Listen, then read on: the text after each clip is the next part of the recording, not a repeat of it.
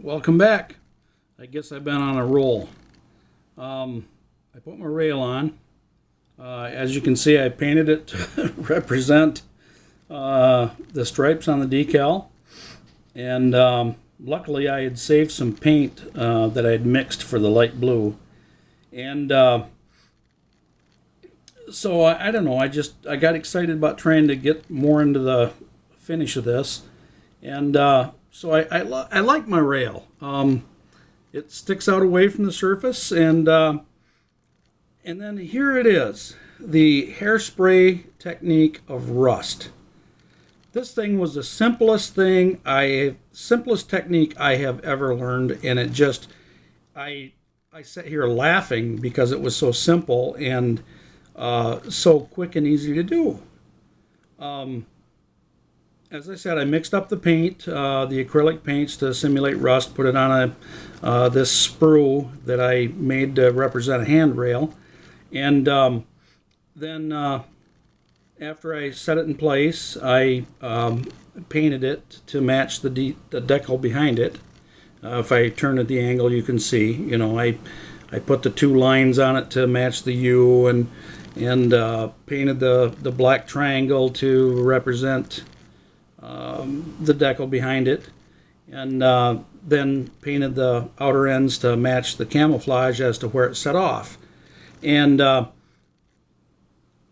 because I'd put the rust on this end of it, which is what I wanted to do, then I hairsprayed it, and then after I painted it with acrylic and let it set to dry, and maybe I rushed it a little bit, but I'm honestly quite pleased with the effect.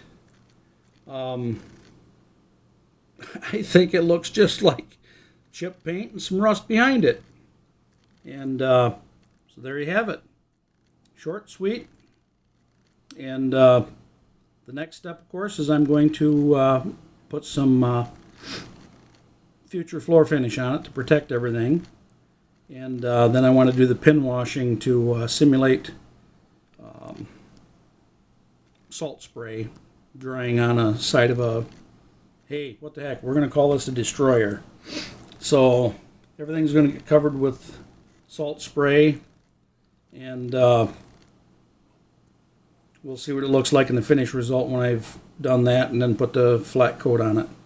So I'm sorry I didn't run the camera while I'm doing my particular work, but to be quite honest, I didn't know how it was going to turn out, and I don't want to waste anybody's time if it's just an absolutely worthless attempt at something. And so I hope you enjoy following along, and I hope this works. And so far, so good. I'm fairly pleased with it. All I need now is a 1/72 scale submarine to work on. Thanks for watching. Happy modeling.